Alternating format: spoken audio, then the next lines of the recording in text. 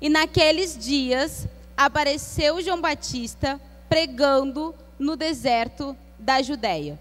Então, o que a gente viu aqui na semana passada? Nós trabalhamos a respeito daqueles dias. O que significa esse naqueles dias que o versículo 1 nos fala? A gente viu que Mateus, ele não nos narra, né, qual eram aqueles dias. A gente só vê esse intervalo de Mateus capítulo 2 a Mateus capítulo 3, que é um intervalo de cerca de 30 anos. Terminamos capítulo 2 com Jesus menino. E agora a gente vê o capítulo 3 com Jesus, um homem sendo batizado. Então a gente viu um pouco sobre esse intervalo e também vimos que lá em Lucas nos narra qual eram os dias de João Batista. Nós vimos quem estava no poder na Judéia. A gente viu que também tinha 2 sumos sacerdotes, Anás e Caifás. A gente falou um pouquinho sobre isso, né, que nós sabemos que o certo é ter um sumo sacerdote só. Mas no texto em Lucas nós vimos que tinham 2, então a gente conversou um pouquinho sobre a corrupção do templo, né, sobre como que também os saduceus estavam a serviço de Roma e como isso muitas vezes afetava a pureza do templo. Então nós conversamos um pouquinho sobre aqueles tempos, né, o versículo 1.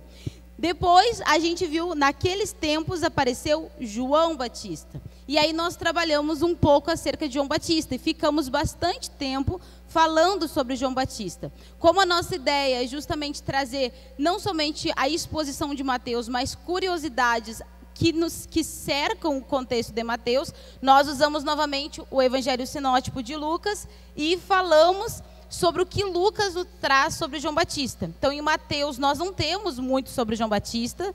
Nós temos apenas, por exemplo, informação da sua alimentação, informação da sua vestimenta, mas Lucas não. Lucas narra sobre seus pais, Lucas narra sobre a sua anunciação, Lucas narra sobre o cântico de Zacarias, Lucas narra sobre o parentesco de Maria com Isabel, Lucas narra sobre várias coisas acerca de Lucas. É o que mais fala acerca de João Batista. É o que mais fala sobre João Batista.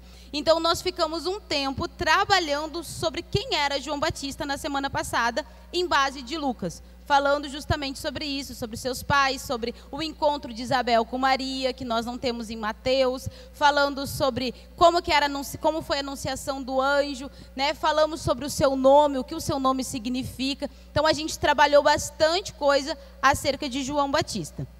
E depois a gente continuou ali no texto e viu, naqueles dias apareceu João Batista pregando no deserto da Judéia.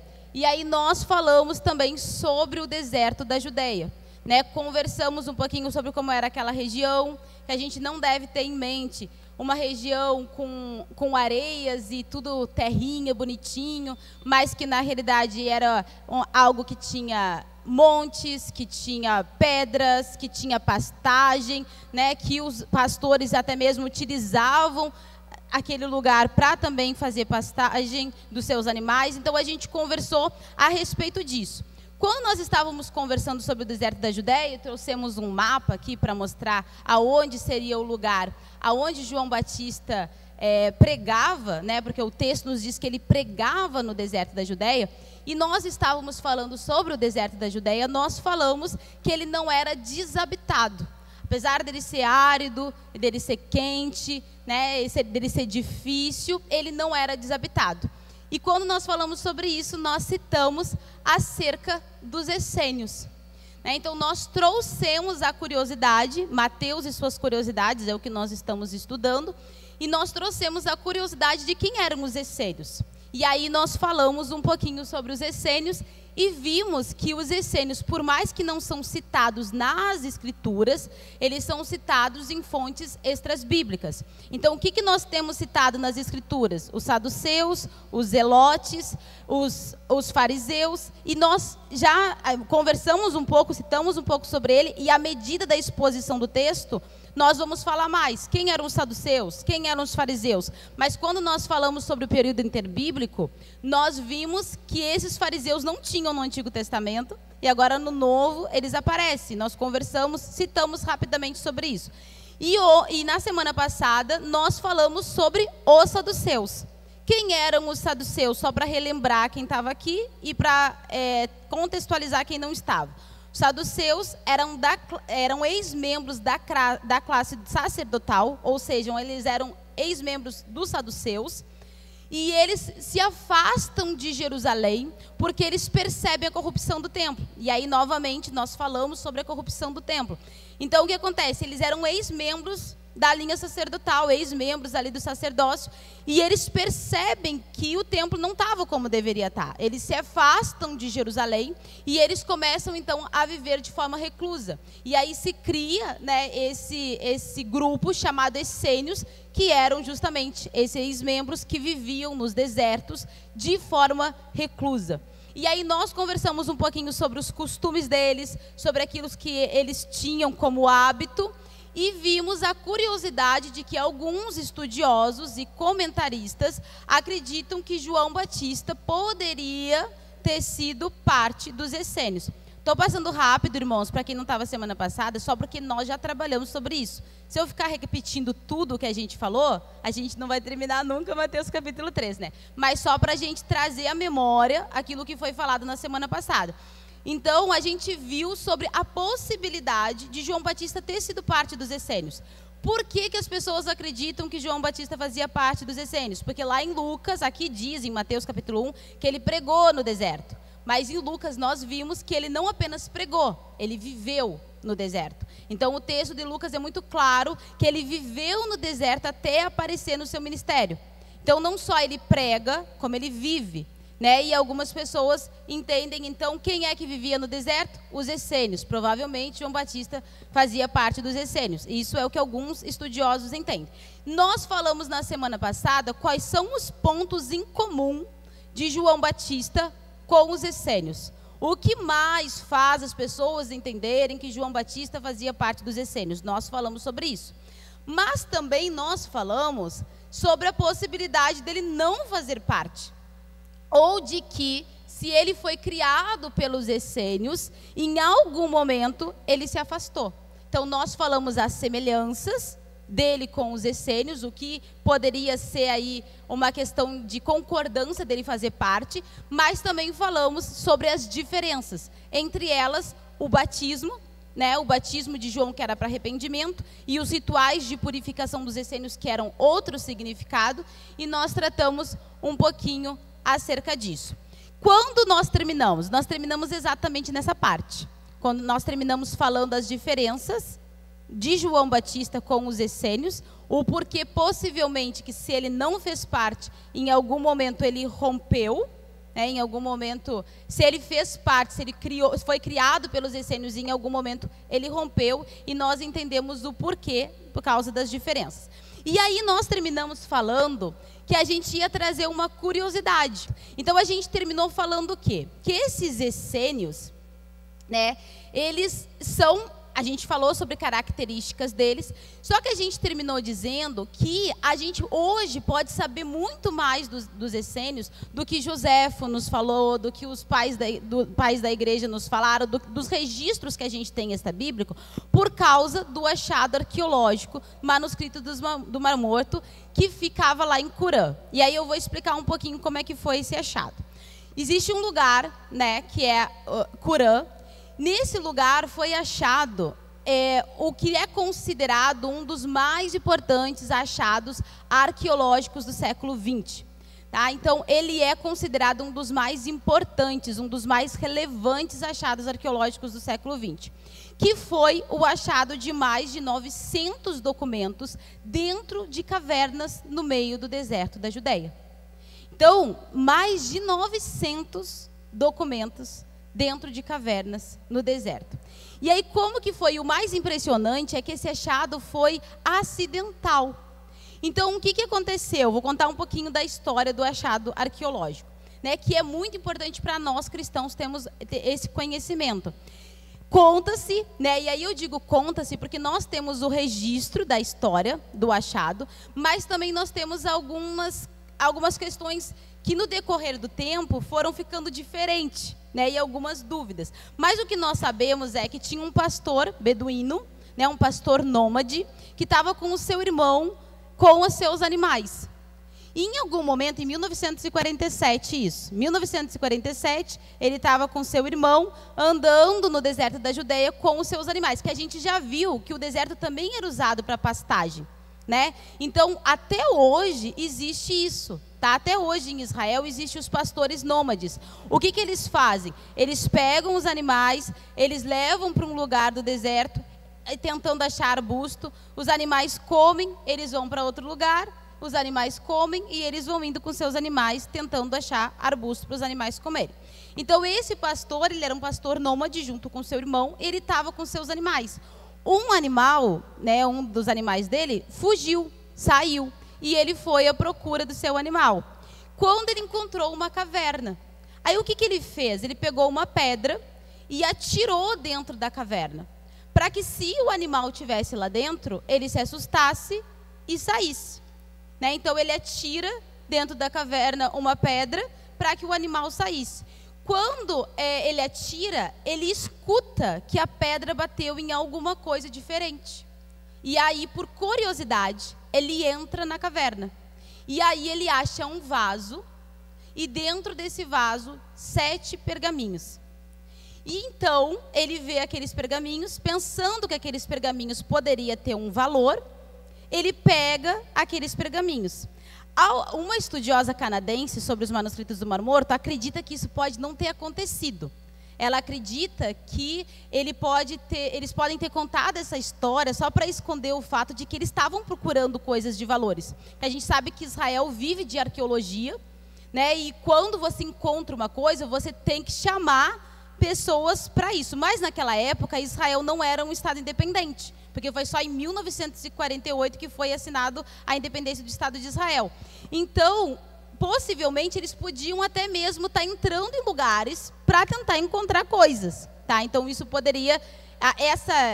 Aí, gente, se vocês olharem para trás, eu acho que está melhor. Essa aí é a caverna, a primeira caverna encontrada por Mohammed, alguma coisa, que eu não me lembro o nome dele, que tinha 16 anos na época e encontrou essa primeira caverna. Pode voltar uma para eles verem Qurã? Esse é Qurã, tá? Vocês podem ver que tem várias cavernas.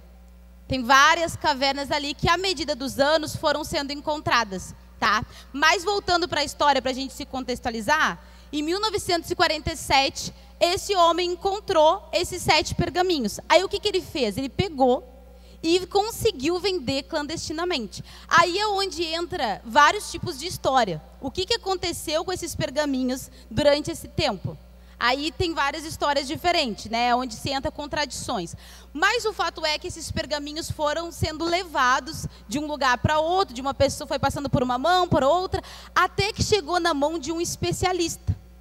E aí esse especialista, ele olha aquele documento que foi passado para ele, e ele, como um especialista, percebe que aquele documento tinha um valor muito maior do que ele pensava.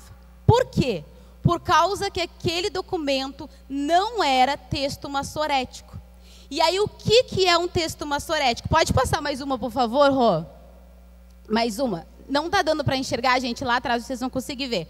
Mas eu trouxe aqui uma Bíblia hebraica, só para explicar para vocês, tá? O que é um texto massorético, para a gente entender? Depois, no século VI, os massoretas... Espera aí que eu fiquei sem ar, gente, porque eu estou grávida, né? Deu uma falta de ar aqui, que eu estou falando pra caramba. Aí o que acontece? Grávida de João Lucas, gente, que a gente descobriu que é um menino ontem. E aí o que acontece, gente? Os textos massoréticos, ele foi a partir do século VI. A partir do século VI, todos os textos em hebraicos, praticamente, eles foram escritos com sinais massoréticos. O que acontece? Na grafia do hebraico, é como se não existisse fonemas vocálicos.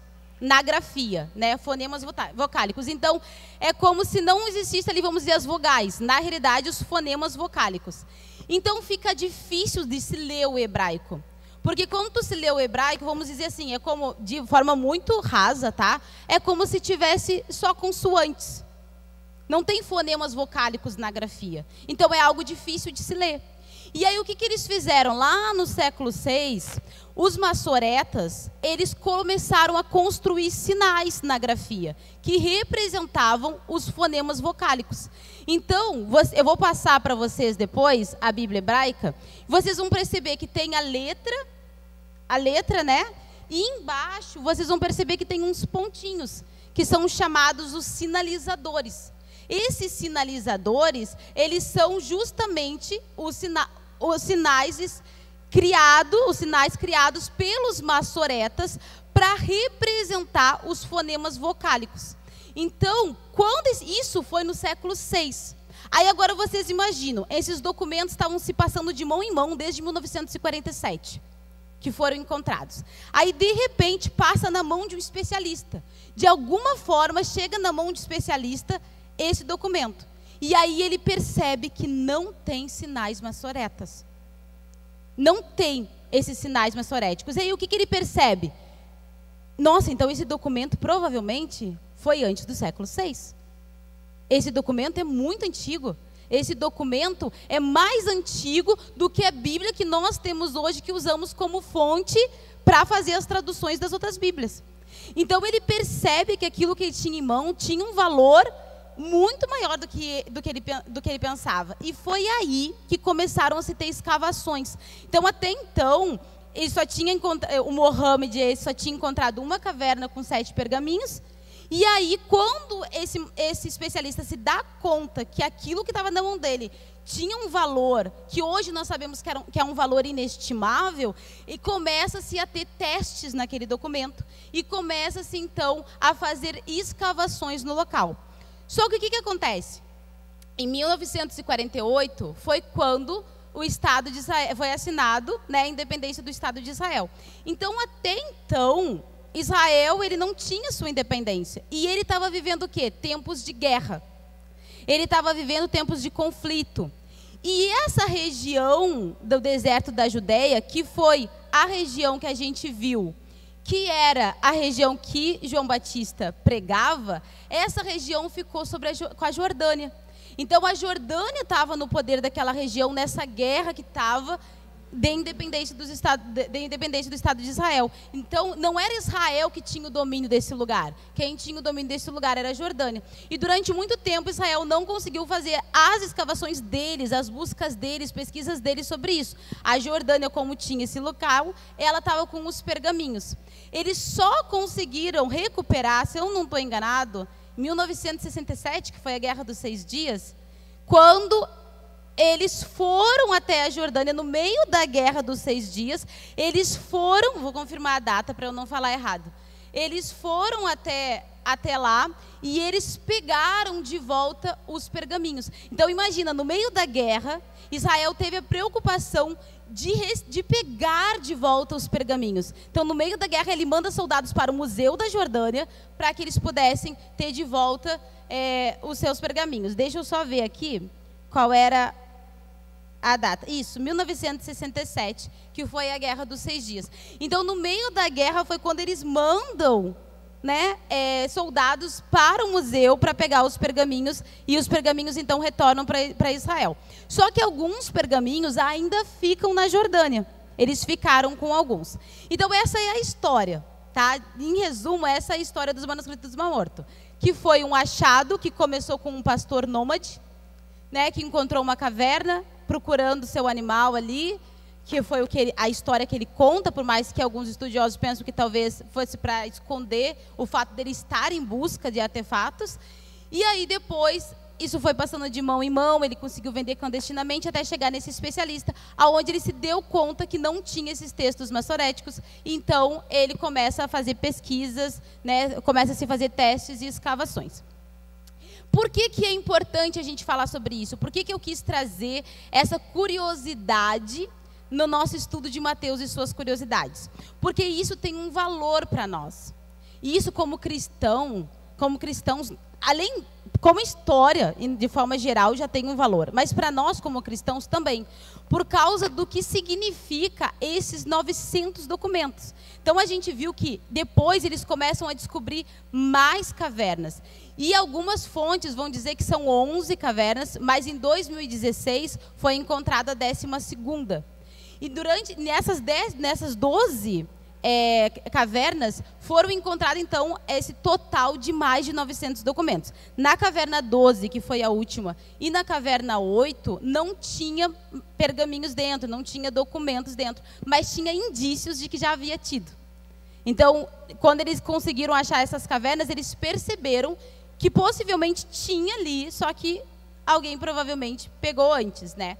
Então, por que é importante para nós? Agora, para a gente entender a importância, os tipos desses documentos. Esses documentos que foram encontrados, eles são encontrados tipos diferentes. Primeiro, a maioria deles é em hebraico, alguns deles são em aramaico, pouquíssimos deles são em grego, tá? A maioria deles é de couro, alguns em papiro, e nós temos um, que é o que está lá atrás, que é o de bronze. Que nós temos só um de bronze, que ele tem 2,40 metros de altura. De altura ou de comprimento? Deixa eu confirmar. Deixa eu confirmar para vocês, irmãos, para não dar informação errada. Que esses dias eu dei alguma informação errada, que depois eu ia me retratar, mas eu não me lembro qual era. Mas, deixa eu ver para vocês aqui. 2,40 metros de comprimento. Tá? Eu vou começar com esse, eu vou só citar os tipos, né? Mas eu vou falar esse de forma exclusiva, porque ele é o mais diferente. Ele é o mais diferente no material, porque é o único que a gente tem de cobre, e ele é o mais diferente no conteúdo. Então, ele não foi catalogado, todos os documentos que foram encontrados ali, a triagem que foi feita, foi catalogada em 3 tipos. Tá?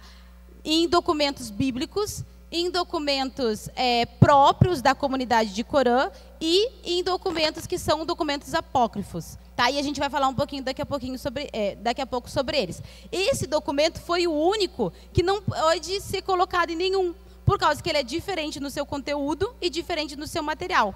Então, ele é o mais diferente de todos. O que tem nele? Ele é como se fosse um inventário dos tesouros do templo. Então, nele tem locais gerais, locais específicos e o objeto do templo que estaria naquele local. Tipo um mapa do tesouro, literalmente. O local onde estaria e qual objeto que estaria ali. Então, ele é como se fosse um inventário. Acredita-se, tem 2 suposições. Acredita-se que ele foi feito na época lá de Nabucodonosor, no primeiro templo, né, no templo de Salomão, que antes de Nabucodonosor ter ali o momento da destruição do templo, eles então escrevem e escondem os tesouros do templo antes de Nabucodonosor chegar.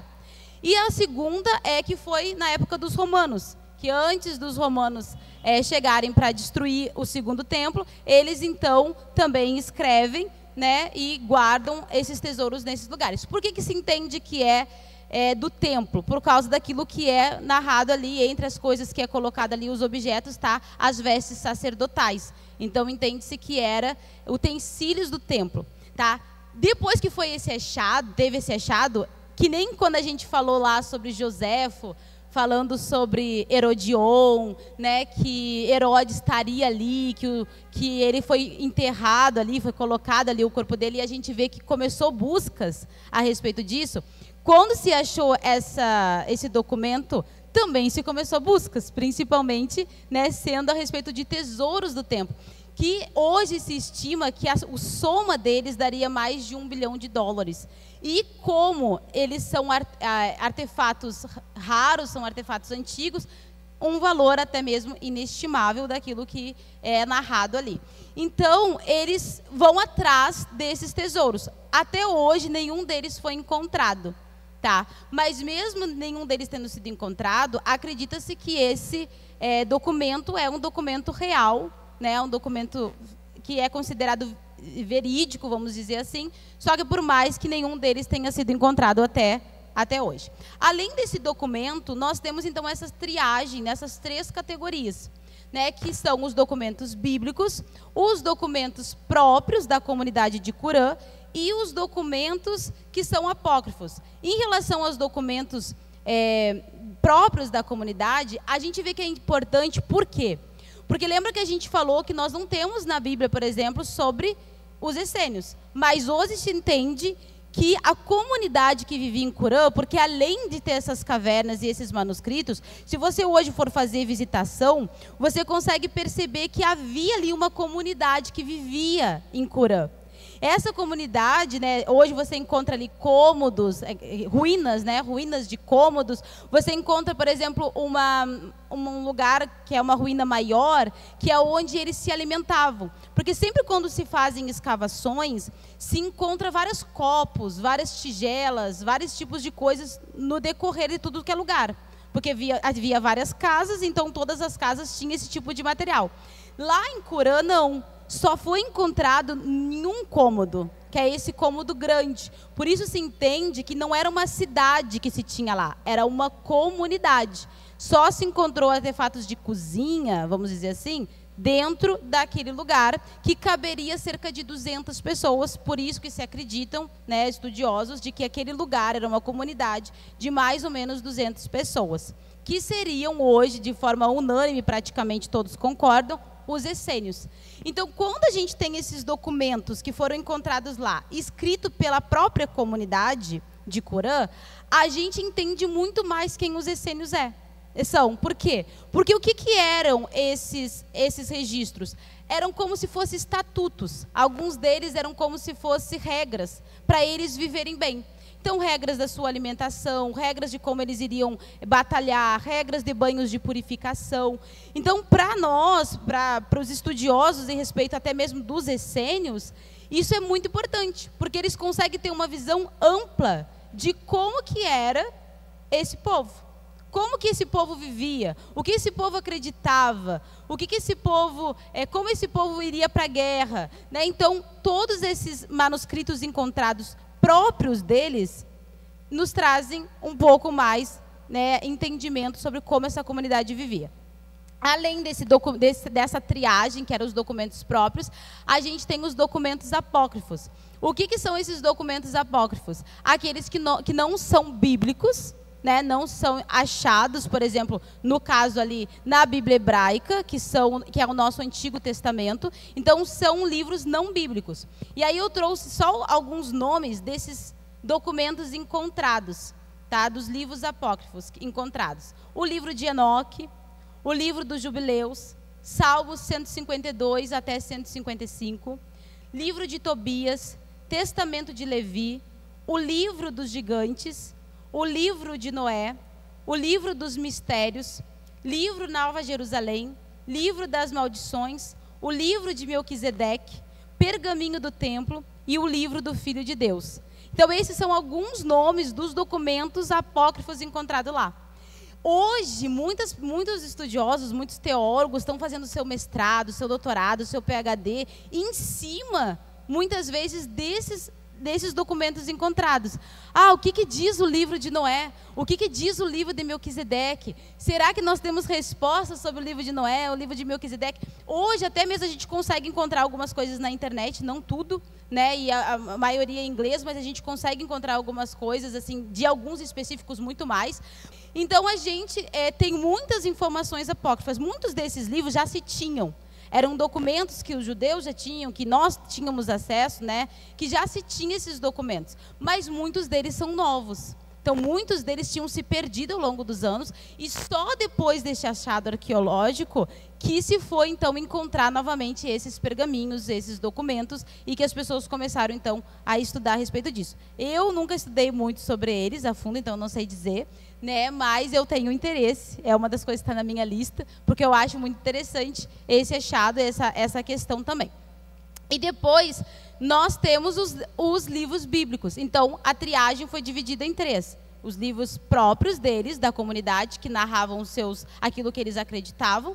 Os livros que são apócrifos, que são esses documentos, né, que eu li alguns desses. E os livros bíblicos. Quando eu estou falando de livros bíblicos, não estou falando do Novo Testamento, tá? Estou falando da Bíblia hebraica, que é o que vocês têm em mãos, que está passando aí, que é o nosso Antigo Testamento. Então, entre esses 900 documentos, foram encontrados todos os livros, na verdade, não todos os livros, fragmentos de todos os livros, vamos dizer assim. Fragmentos de todos os livros do nosso Antigo Testamento, exceto Esther. Então, todos os livros do nosso Antigo Testamento foram encontrados neste lugar, foram encontrados fragmentos de todos os livros. Alguns em pedaços, né? Alguns apenas realmente fragmentos, e outros mais completos, como foi o caso de Isaías, que foi o mais completo de todos encontrado. E por que que isso é importante para a gente?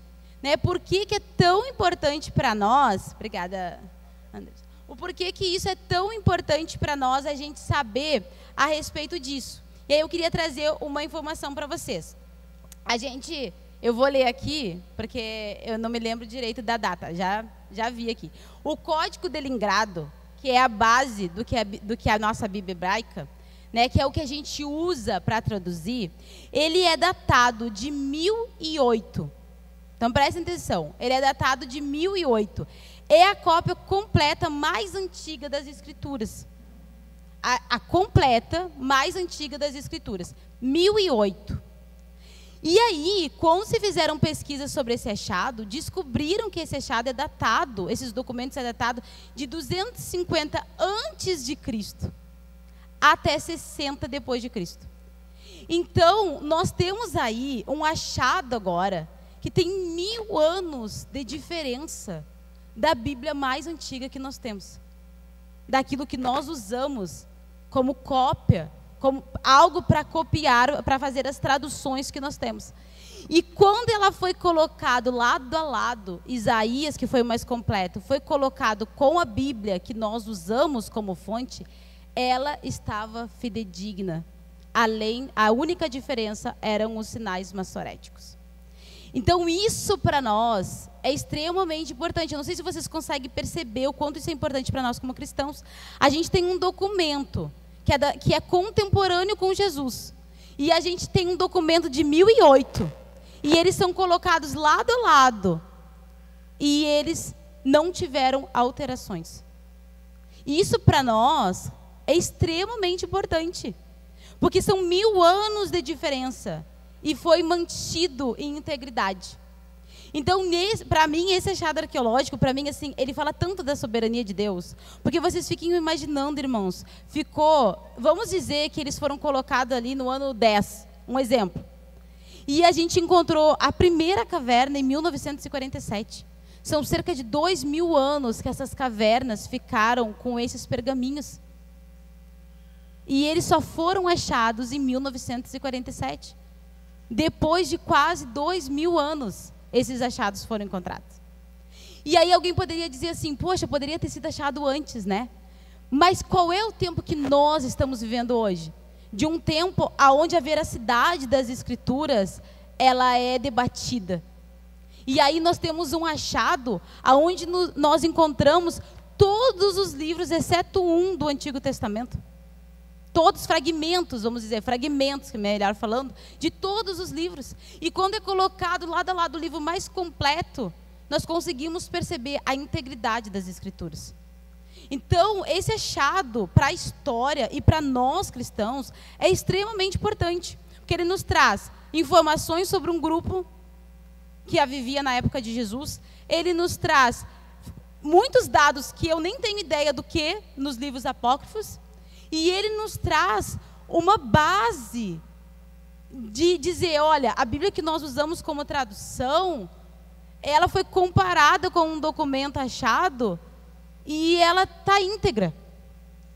Então isso para nós é extremamente importante, né? E por isso que eu fiz questão de trazer essas informações para a gente poder ter também essa noção de algo que é ciência, um achado arqueológico, que nos traz essa visão da soberania de Deus, da graça de Deus, da majestade de Deus, e o legado dos essênios sendo passado para nós hoje. Porque o que acredita-se é que possivelmente esses pergaminhos já tinham, um dos achados, né, além dos cômodos que você pode ver, se você faz a visitação às ruínas, você também consegue ver cisternas, que eles usavam para banhos rituais de purificação, que a gente falou na semana passada. E também acredita-se que tem uma sala ali, que era a sala onde os rabinos ficavam, né, que tinha bancos, na frente mesas, ruínas de bancos, de mesas na frente dos bancos, e tinha achados de tinta.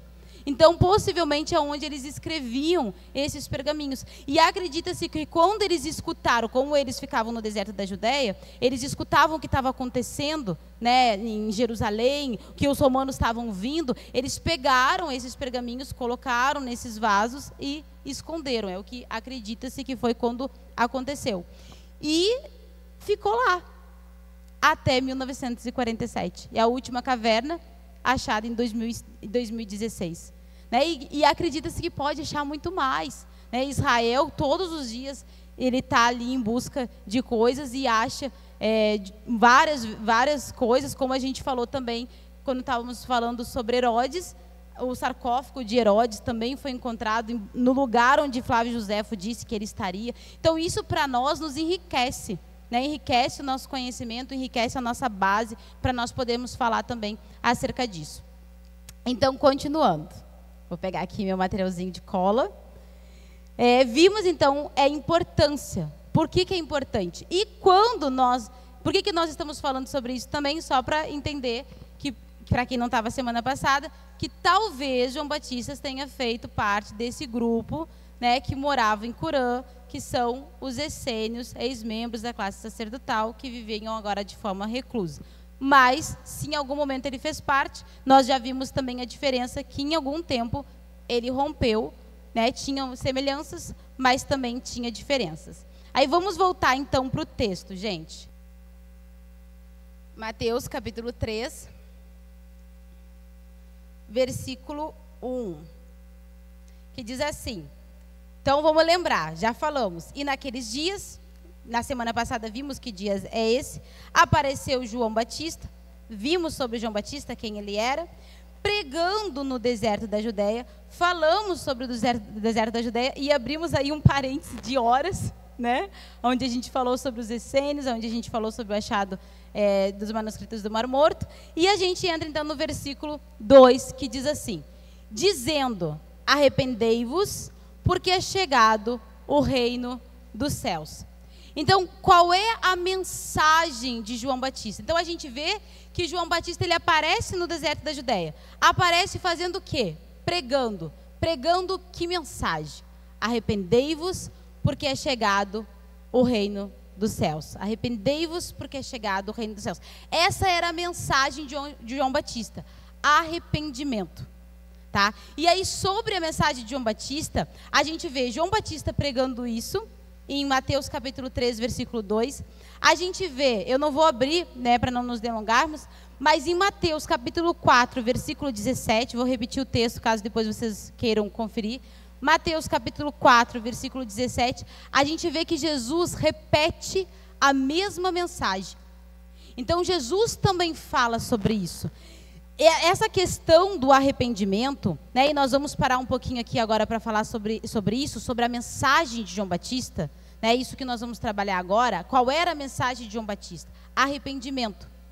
Quando nós falamos sobre arrependimento, nós vemos a Bíblia repleta sobre um chamado para arrependimento. No Antigo Testamento, nós vemos os profetas chamando o povo para arrependimento constantemente. Constantemente, Deus usando os seus profetas para chamar o povo ao arrependimento. Depois, agora no Novo Testamento, a gente vê João Batista falando sobre arrependimento. Em Mateus capítulo 4, versículo 17, nós vemos Jesus pregando sobre o arrependimento. Em Marcos capítulo 6, versículo 12, quando os discípulos são enviados para pregar de 2 em 2, eles são enviados para pregar sobre o arrependimento, para que o povo se arrependesse. Em Lucas, capítulo 24, versículo 46, após a ressurreição de Jesus, quando Jesus aparece ali ressurreto, após a ressurreição de Jesus, ele aparece para os seus discípulos e ele fala novamente sobre a mensagem do arrependimento. E ele diz que essa mensagem do arrependimento, ele era para todas as nações. Então Jesus, após a ressurreição, aparece para os seus discípulos, trazendo essa questão. Olha, arrependimento para todas as nações. Essa pregação é para todas as nações. E depois nós vemos em Atos capítulo 2, versículo 38. Em Atos capítulo 26, versículo 20, Pedro e Paulo falando sobre o arrependimento. Então, nas Escrituras, nós encontramos no Antigo Testamento um chamado para o arrependimento. No Novo Testamento, nós encontramos João Batista pregando o arrependimento, Jesus falando sobre o arrependimento, pregando o arrependimento, Jesus mandando seus discípulos de 2 em 2 para falar sobre o arrependimento, Jesus, após a ressurreição, falando com seus discípulos novamente sobre o arrependimento para todas as nações, e nós vemos Pedro e Paulo pregando sobre o arrependimento. Então, esse tema, o arrependimento, ele é extremamente falado nas Escrituras. Por quê? Porque ele é importante para o cristão. E é vital para o cristão.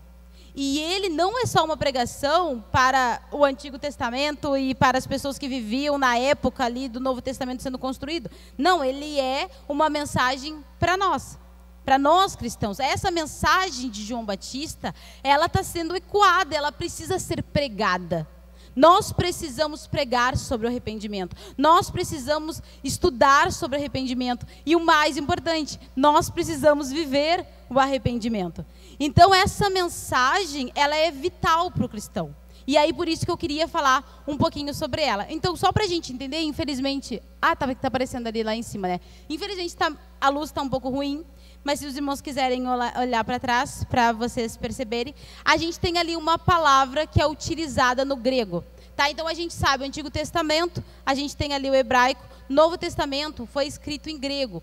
E a gente tem essa palavra, metanoio, que ele é a ideia de mudar de mente, mudar de pensamento. Então essa palavra no grego, utilizada aqui, nesse texto para arrependimento, ele nos dá uma ideia, do grego, de uma mudança de pensamento. Uma mudança de atitude, uma mudança de posição, uma mudança de lugar. Tá? A gente poderia dizer assim. Não está errado. Ele frequentemente, ele é utilizado dessa forma. Tá? É da onde vem a nossa palavra metanoia. Né? Então, frequentemente, ele é utilizado dessa forma. De uma mudança de mente. E etimologicamente, está certo. Mudar de ideia. Está certo. Só que seria muito raso nós usarmos isso aqui. Porque o que a gente precisa ter em mente? Nós temos no grego, o Novo Testamento, Mateus, ele está em grego. Só que possivelmente, né, Jesus ele não falou em grego. Ele falou em hebraico ou em aramaico. Então nós temos em grego, mas possivelmente as falas de Jesus, tanto no Sermão da Montanha, quanto nas parábolas, elas não foram em grego. Elas foram em hebraico e em aramaico. Então, por mais que nós temos aqui em grego essa palavra sendo utilizada, nós precisamos levar em consideração no Novo Testamento, quando nós temos na Escritura, nós temos que levar em consideração os verbos hebraicos sobre arrependimento. Porque possivelmente foi falado em hebraico ou em aramaico. Né? Então, quais são os verbos que precisam ser levados em consideração e que estão vinculados aí com esse metanoio?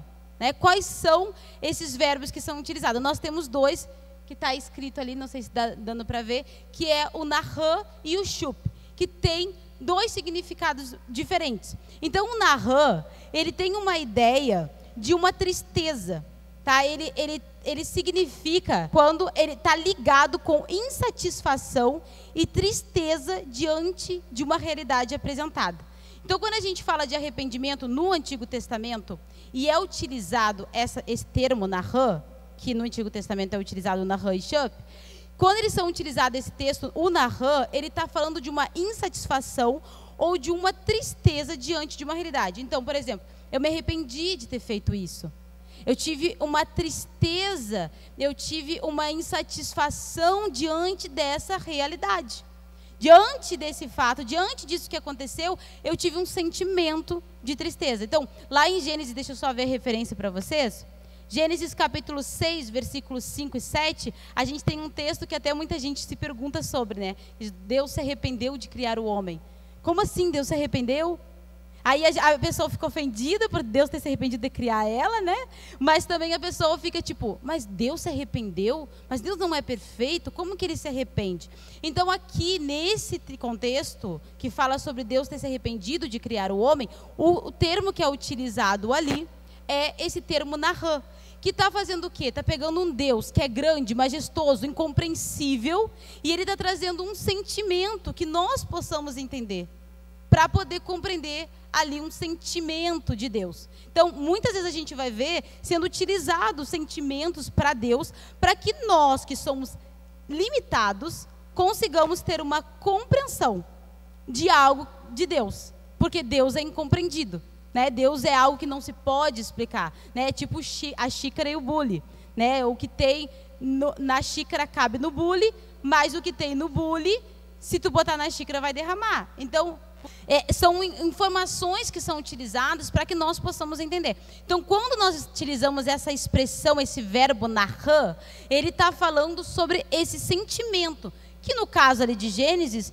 leva para Deus para que nós possamos entender, tá? Então, Deus não se arrependeu, porque ele, no sentido de mudança, né? No sentido de algo que ele é inconstante. Não, ele está trazendo ali um sentimento para nós entendermos. Então, esse narã, ele traz essa ideia, é uma insatisfação, uma tristeza diante de uma realidade.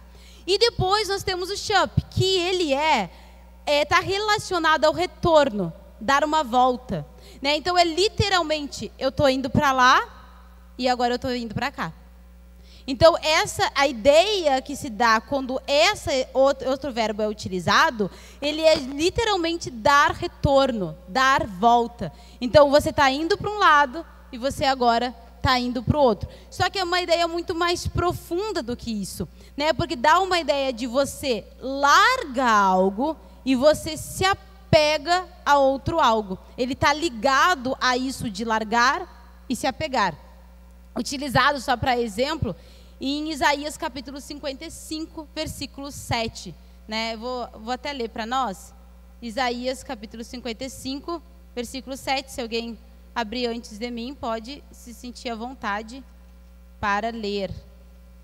Isaías capítulo 55, versículo 7. Achei, irmãos, que diz: deixe o ímpio o seu caminho. Olha a ideia que dá. Deixe o ímpio o seu caminho. Deixe algo, deixe o caminho dele.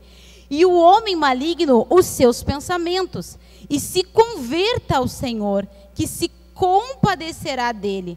Torne para o nosso Deus, porque grandioso é em perdoar. Então, essa ideia, deixe o pecado, converta seu coração ao Senhor.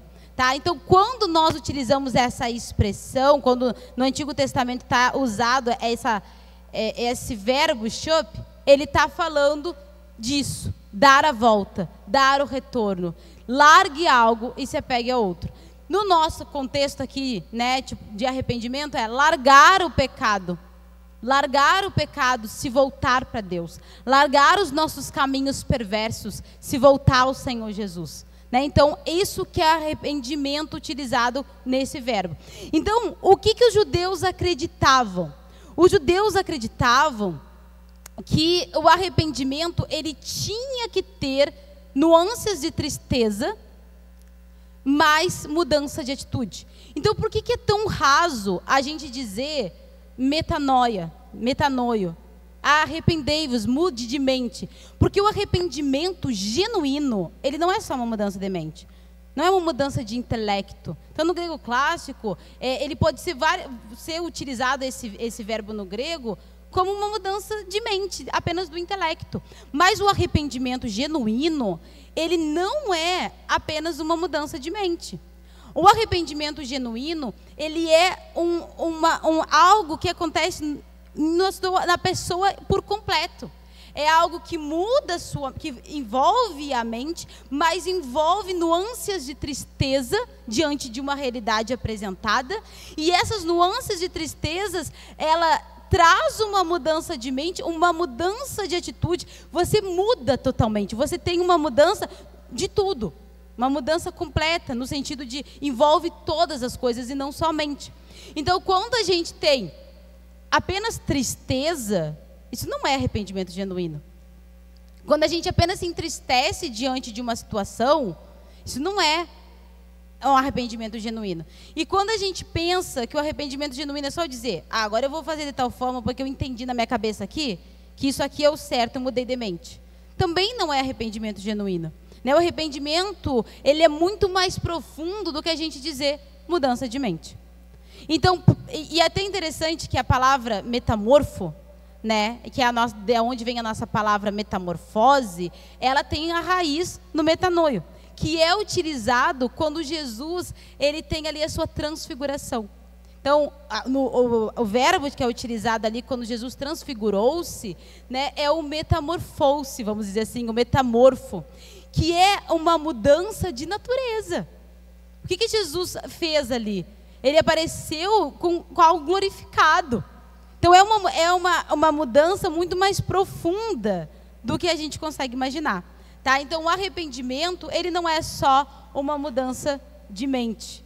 Né? E aí eu queria ler com vocês, não sei se vocês vão conseguir acompanhar ali, mas o George Moody, ele fala que para um judeu, tá, tirando a parte que está em parênteses, que é em Cristo, para um judeu, a definição de arrependimento da confissão de Westminster seria algo que seria aceito por eles, tirando a parte que está em parênteses, que é que isso é conquistado em Cristo.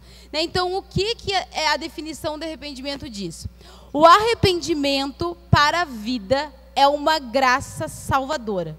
Então, o arrependimento para a vida é uma graça salvadora, mediante a qual o pecador, a partir de uma autêntica convicção de pecado e da percepção da misericórdia de Deus em Cristo, para nós cristãos, nós entendemos que é em Cristo e só pode ser em Cristo, volta-se de seu pecado para Deus, com dor e tristeza por seu pecado, ao que chegou a odiar, com o propósito pleno de viver uma nova obediência, coisa que põe por obra. Então, olha só o que diz, que ela vem a partir de uma autêntica convicção de pecado. E essa autêntica convicção de pecado e da percepção da misericórdia de Deus. Então, o arrependimento, ele envolve uma convicção do pecado.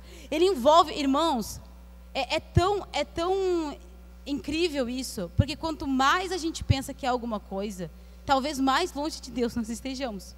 Porque quando nós compreendemos quem nós somos, irmãos, nós não estamos preocupados com meritocracia, nós não estamos preocupados com aparência, nós não estamos preocupados com o que os outros vão pensar, porque nós somos podres.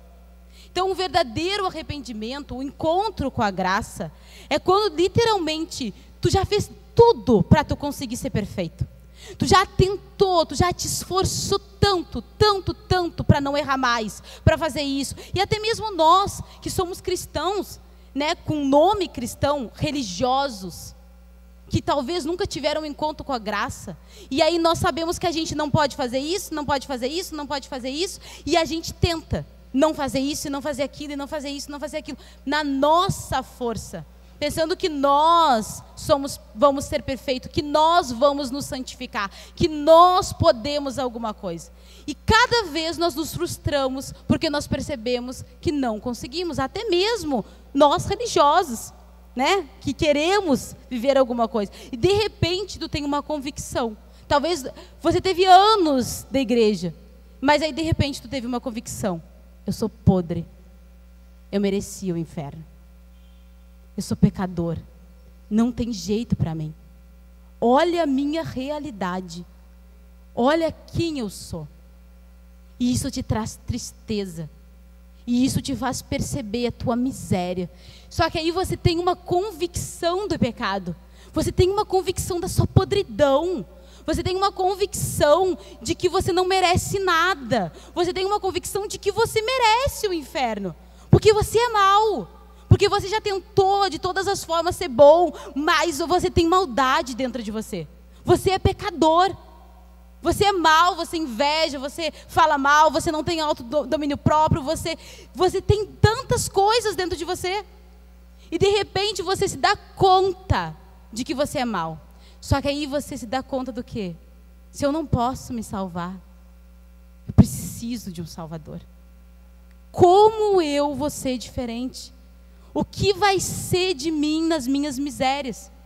E aí você tem uma convicção do pecado, mas você tem uma percepção da misericórdia de Deus. Porque você se dá conta da sua miséria, mas você se dá conta que você não conseguiria se salvar sozinho. E por isso, Deus se fez homem e habitou entre nós. E morreu a morte que nós merecíamos. Se fez pecado e maldito. Irmãos, a gente precisa entender isso. Porque isso é cristianismo. Se nós não entendermos por que Jesus veio, nós não entendemos o cristianismo. Nós precisamos entender que Jesus veio porque ninguém que está aqui, a começar em mim, poderia se santificar sozinho. Ninguém poderia ser merecedor de uma intimidade com Deus. Um Deus santo, criador dos céus e da terra. E eu acho que eu mereço o céu. E eu acho que eu mereço que Ele me dê o que eu quero, na hora que eu quero. E eu acho que eu mereço ser ouvida por Ele. Irmãos, isso é pecado.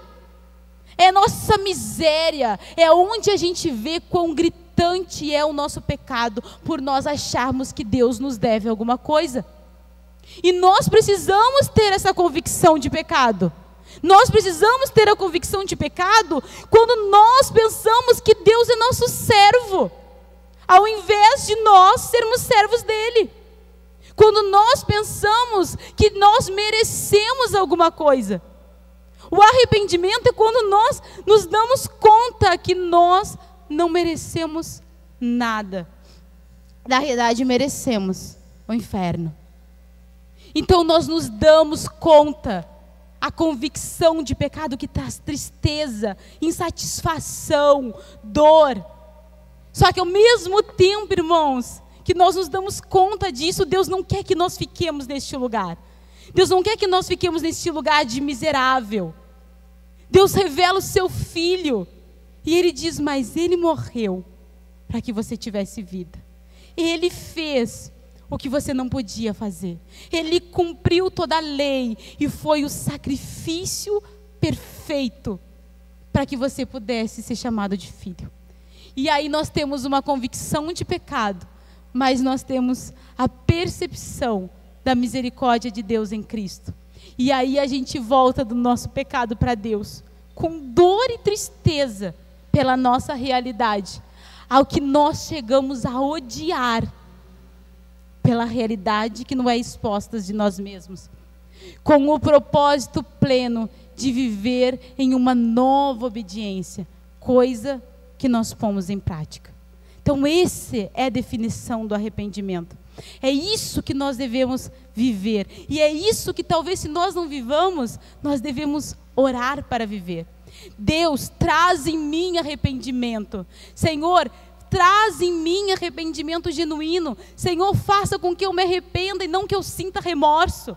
Senhor, faça que eu viva o arrependimento genuíno, aonde eu persevero numa boa prática, não porque eu posso, mas porque eu entendi o que Cristo fez. E porque é nele que eu vivo. Deus traz em mim o arrependimento de pensar que eu sou alguma coisa. Deus traz em mim o arrependimento de me preocupar mais com o que os outros fazem e fazer coisas dizendo que é para ti, mas que na realidade é para o meu próprio ego. Deus traz o arrependimento disso, traz o arrependimento disso. Deus traz o arrependimento genuíno, onde não apenas eu me envergonho, mas onde eu tenho nuances de tristeza e dor, mas eu também percebo a sua misericórdia. E por causa da percepção da sua misericórdia em Cristo Jesus, eu agora vivo uma nova vida. Então é muito mais, irmãos, que uma mudança de mente. É muito mais. E esse é o chamado de Deus para nós. Esse é o chamado de Deus para nós. Arrependei-vos. E aí eu trouxe mais duas citações, que para mim assim, são citações, se puder passar, Rô, para nós. Mais duas citações, se puder passar. que diz assim, que para mim fala muito sobre isso. Uma do Hernandes Dias Lopes e a outra do John Piper. A do Hernandes diz assim: ninguém pode esperar em Cristo se primeiro não se desesperar em si mesmo. Ninguém pode confiar em Cristo sem primeiro descrer de seus próprios méritos. Irmãos, nós só podemos confiar em Cristo quando nós paramos de confiar em nós.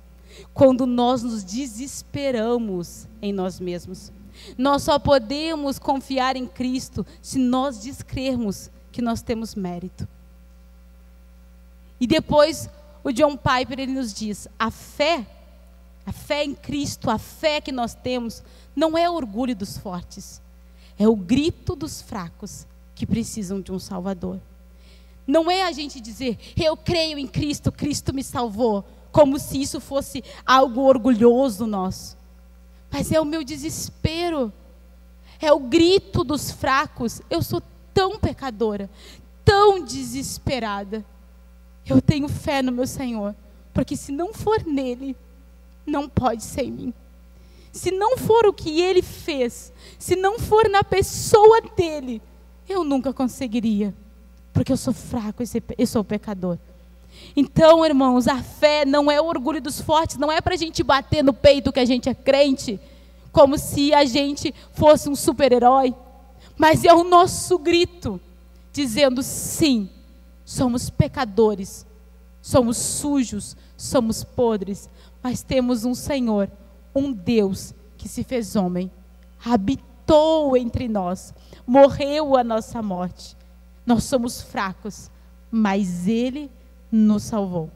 Ele é a nossa força, a nossa esperança, a nossa bendita esperança. E nós esperamos inteiramente nessa graça. Amém? Então, irmãos, isso é o arrependimento. E se algo, a gente fala muito aqui, eu gosto da gente trazer curiosidades, da gente trabalhar sobre essas coisas, mas a Bíblia sendo exposta, ela precisa produzir isso em nós.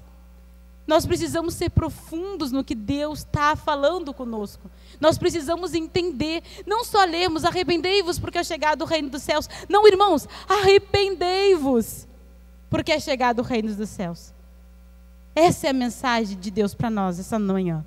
Arrependei-vos. Então, o que é arrependimento?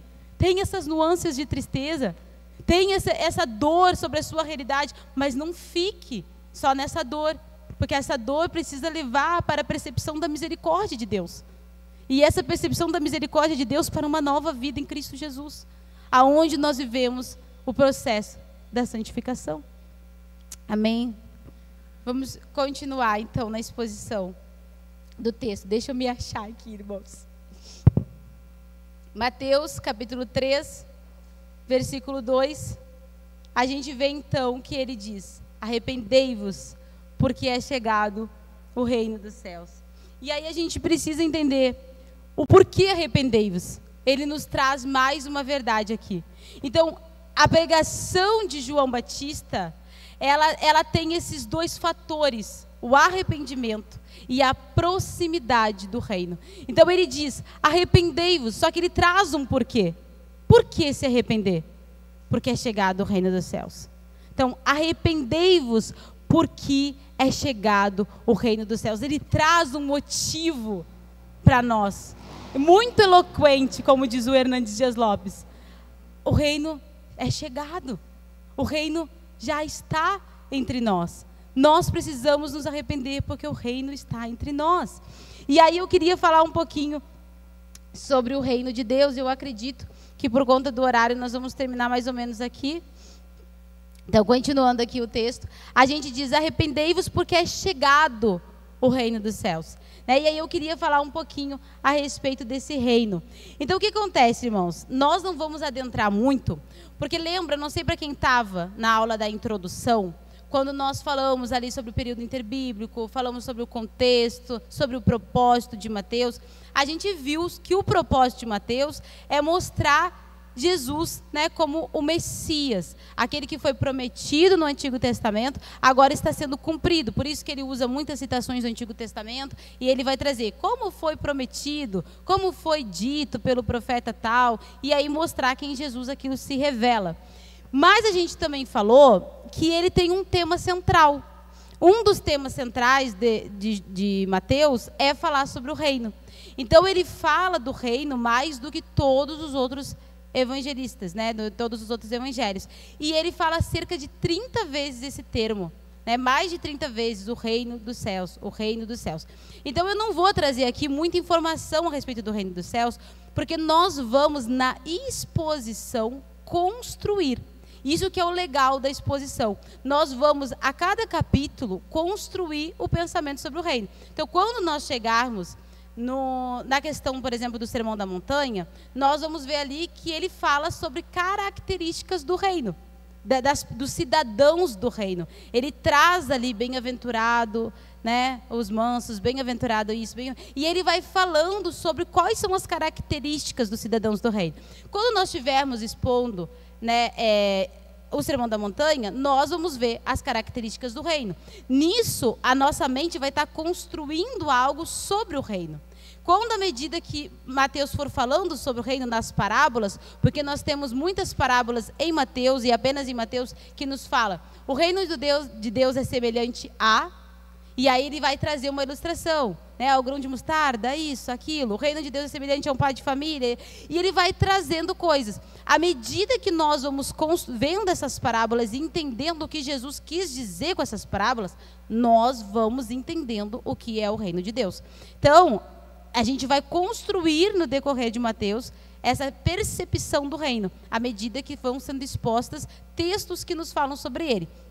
Mas, para não passar vazio e para a gente pelo menos ter uma base, já que ele está falando aqui, arrependei-vos porque é chegado o reino dos céus, eu trouxe de novo 2 citações que eu acredito que nos traz um resumo, para nós termos uma base já do que é o reino. Se puder passar para nós, eu vou ler aqui porque eu acho que fica mais fácil, porque essa letrinha ficou bem pequenininha, né? Então, o que é o reino? 2 citações que eu vou ler, tá? Uma do Carson e a outra do Hernandes. O Carson é o livro que eu falei para os irmãos, que se os irmãos quiserem complementar os seus estudos, é o mais acadêmico, é o mais, com mais detalhes, vamos dizer assim, o que traz mais detalhes, né?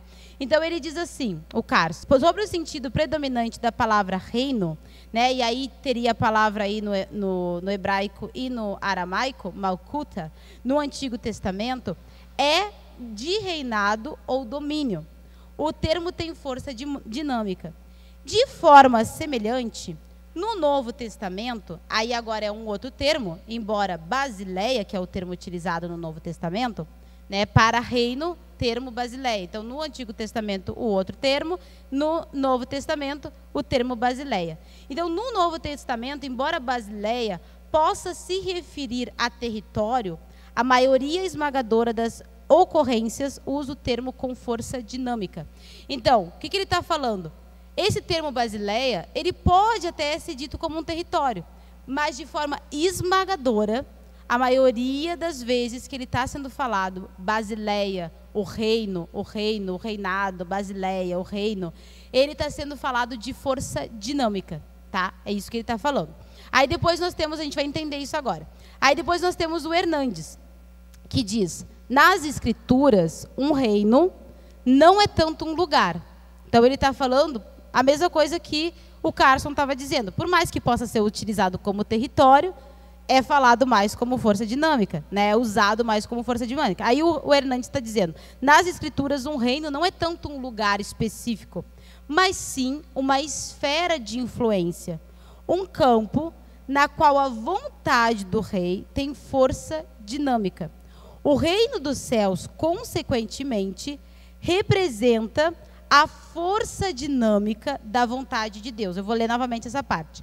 O reino dos céus, consequentemente, representa a força dinâmica da vontade de Deus, invadindo o mundo e operando suas poderosas transformações. Então ele está dizendo, você vê que os dois usam a questão da força dinâmica. Então o que eles estão dizendo? Que pode até ser usado né? Quando se fala Basileia, quando se fala sobre reino, pode até ser usado para falar de um lugar. Mas, na realidade, o que na maioria das vezes, de forma esmagadora, ele está falando, é sobre uma influência do rei. E quando nós falamos sobre o reino dos céus, nós estamos falando sobre essa força dinâmica, sobre a influência da vontade de Deus invadindo o mundo. Tá? Então, o que confunde? Então, quando nós falamos sobre o reino de Deus, a gente não pode confundir. Quando nós estamos falando sobre o reino dos céus, e nós vamos perceber isso ao longo da nossa exposição, nós vamos ver que o reino dos céus, ele não pode ser confundido com um povo. Ele não pode ser confundido com pessoas. Ele não pode ser confundido com um lugar. Por mais que nós esperamos um reino que vai vir em plenitude, nós estamos falando, quando nós falamos sobre o reino de Deus, nós devemos entender da vontade de Deus sendo invadindo o mundo. Nós precisamos levar nessa questão da soberana governança de Deus. Está falando sobre o seu governo, sobre o seu influência, sobre a sua vontade invadindo o mundo. Então, o que confunde para nós, às vezes, quando falamos sobre o reino, é que nós temos textos que trazem uma realidade presente do reino, mas nós temos textos que trazem uma realidade futura. Então, por exemplo, nós temos textos como esse de João Batista, que ele diz, é chegado, que pode ser traduzido como já está. Nós temos um texto muito conhecido que diz que o reino está dentro de nós. Então, se o reino está dentro de nós, nós temos como uma realidade presente. Mas, ao mesmo tempo, nós temos textos que nos trazem o reino como uma realidade futura. E até mesmo no Pai Nosso, nós somos ensinados a orar como? Venha o teu reino. Então, ele está dentro de nós, ele é presente ou ele é futuro? Então, muitas vezes nós podemos perceber na Bíblia essa questão de uma realidade presente e futura. E, de fato, ele é uma realidade presente e uma realidade futura. Nós esperamos ele em plenitude, mas nós precisamos compreender que em Cristo Jesus esse reino foi inaugurado. Então, por mais que nós esperemos uma realidade futura, esse reino, ele já foi inaugurado. E nós, como cidadãos do reino, como filhos de Deus, nós já podemos viver em parte aquilo que ele nos proporciona. E nós devemos ansiar esse reino. Ou seja, venha o teu reino, Deus. Seja feita a tua vontade. Pai, que venha a tua soberana governança. Pai, que venha a tua vontade que nos invada. Nós queremos ser filhos obedientes. Nós queremos viver a tua vontade. Nós queremos viver o teu reino. Seja na terra como é no céu.